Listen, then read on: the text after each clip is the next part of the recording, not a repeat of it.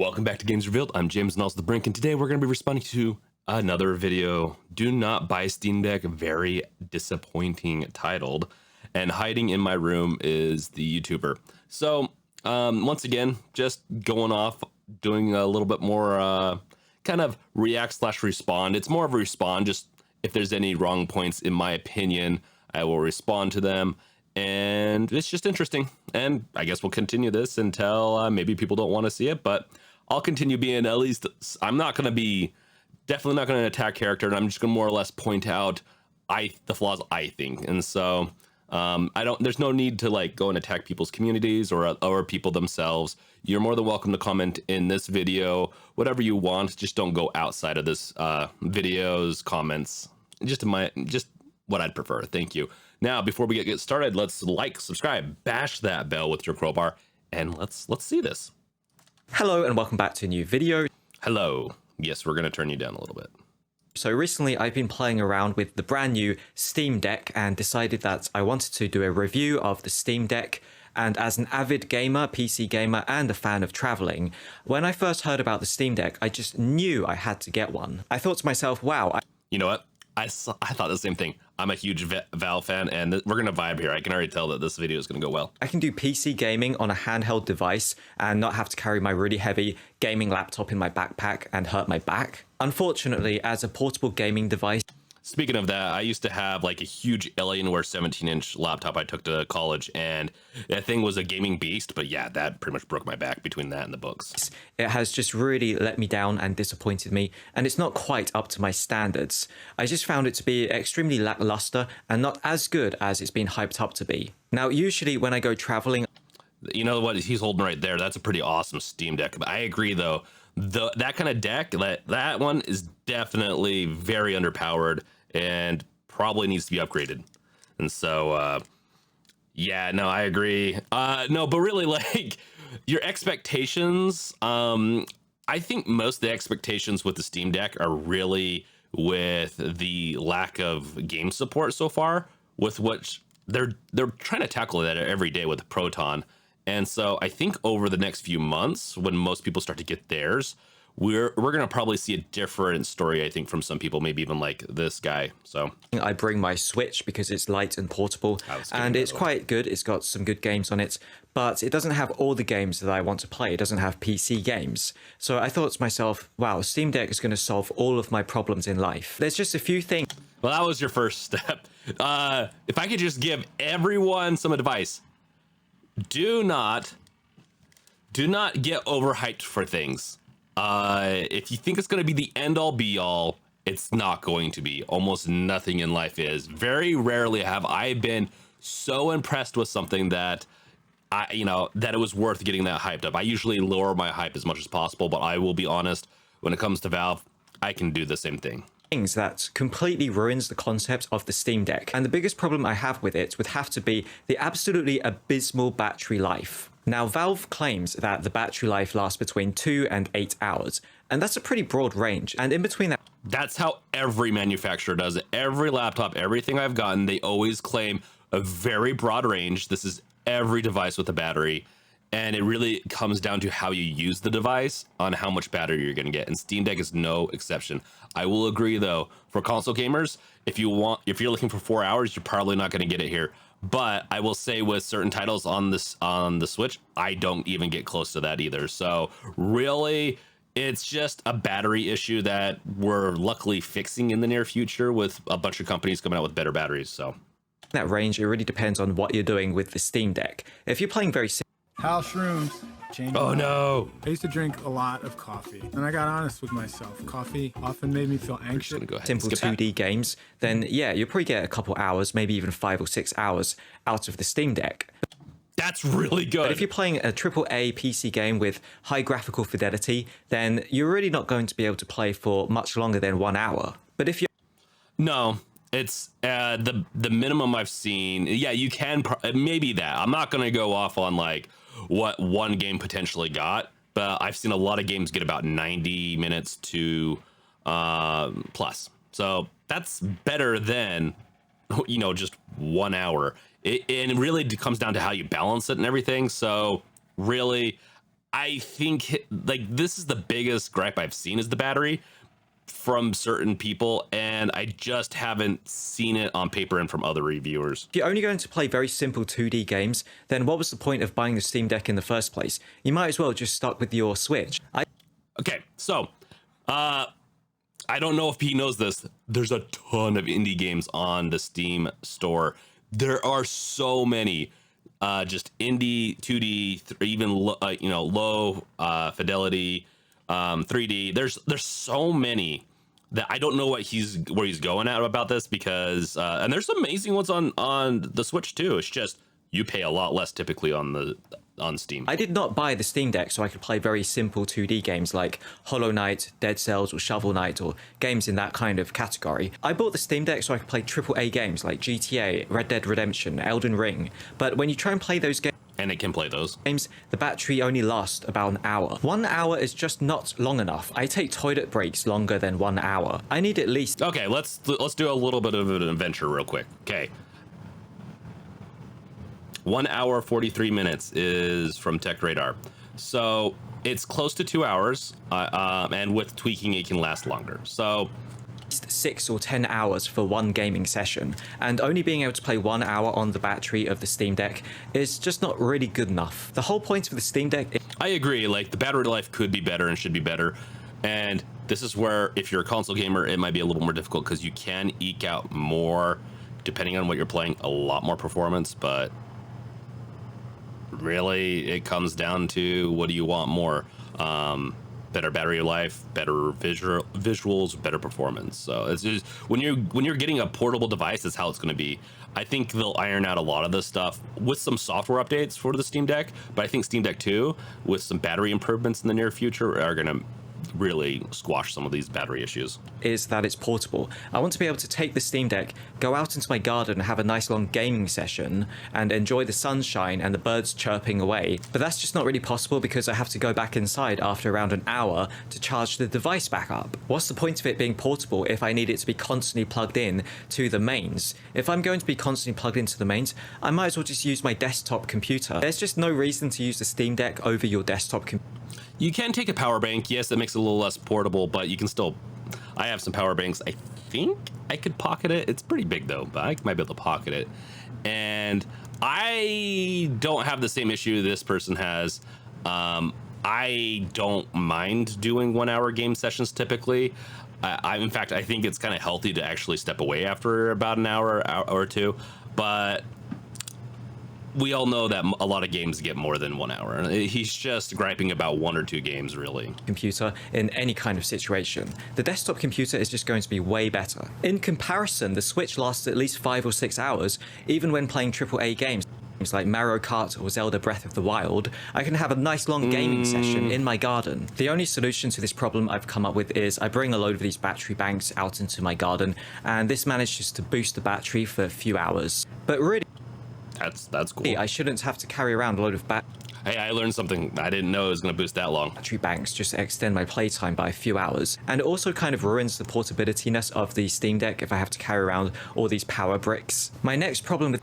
I really disagree. I don't really get how people think the Switch has so much battery life. They must have some amazing Switches, because my Switch device, ever since the day I got it, and maybe I play a lot of AAA, really intensive games, I've never gotten that much time out of my Switch. It's always been like a 2-hour session, I feel like. With the Steam Deck has to be the ergonomics of it and the way that it's designed. I just really don't like how there's buttons all over the place. The entire thing is just covered in buttons and trackpads and thumbsticks. I really dislike the paddle buttons on the backside of the Steam Deck, because when I get excited, I like to give it a good squeeze, and I keep accidentally pressing the paddle buttons, which is very frustrating. Now, I understand that Valve wanted to give the players all kinds of different control layouts and control options they can choose from, but there's just too many. I feel like the little trackpad thing... This is an interesting complaint, because I thought the same thing when I first saw it. After every review I've seen, I don't think I've ever heard the complaint of too many buttons, just too much. People were usually really surprised at how well it felt. Things are also extremely unnecessary. I almost never use the little trackpad things because they're just completely useless. It's like, imagine you have a laptop trackpad, but it's just for your thumbs. They're just very annoying to use and they get in the way. I keep accidentally pressing it.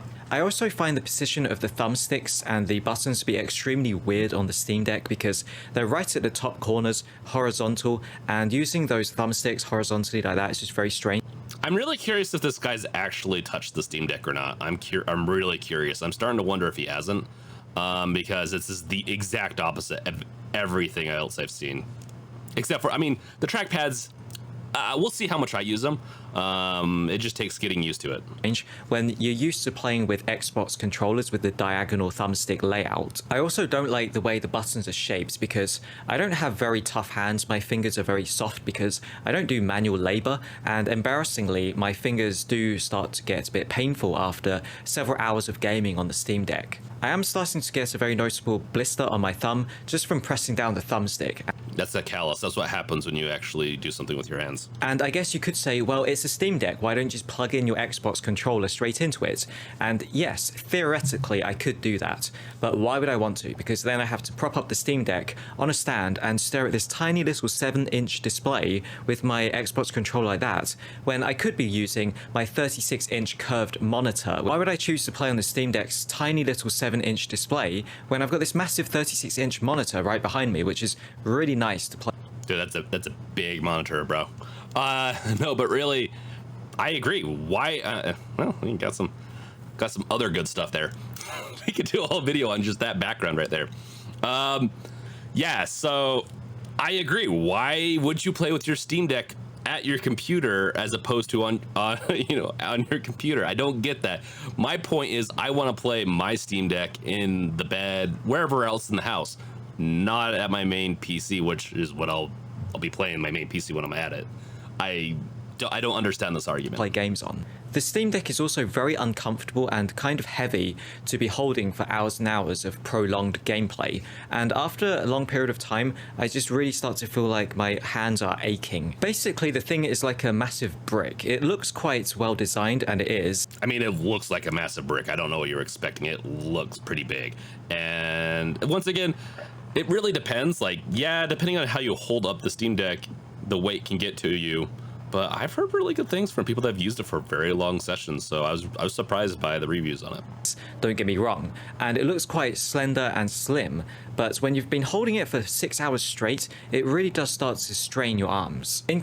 I think anything's going to strain your arms. I strain my arms on a Switch after that long, and it's not the weight for me, it's the positioning of my hand being stuck in such a weird position. In comparison, the Switch Lite is extremely light, and I can even hold the thing with only 2 fingers, and I don't feel any strain at all. It's almost as if it doesn't weigh anything at all. Unfortunately, nice flex.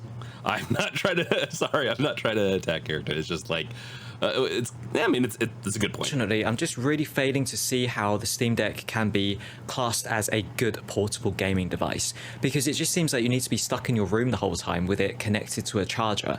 Maybe if you just have like a train commute that's only half an hour, then yeah, that's fine for you. You're going to be able to play AAA games for half an hour on the train with your Steam Deck, and I mean, if you have one for an hour and a half, I mean, it does get more than a half hour's worth of battery life. Battery will probably last you long enough. But for gamers like me, if there's any kind of situation where I have access to a mains charger, then I'd rather just plug in some kind of laptop or gaming laptop. And if I don't have... I disagree. So when I'm traveling, when I'm on an airplane, I don't like having a laptop out. It's really uncomfortable. It just does not work on the trays, especially the bigger laptops I get.